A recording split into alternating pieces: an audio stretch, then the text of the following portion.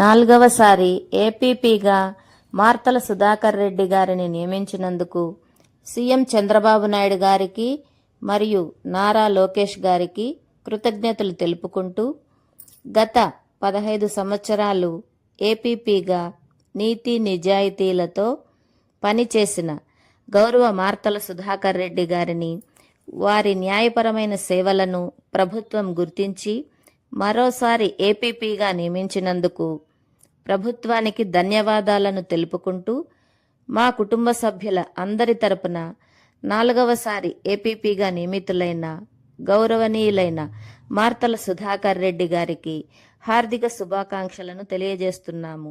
ఇట్లు పాలూరు గోపాలకృష్ణయ్య.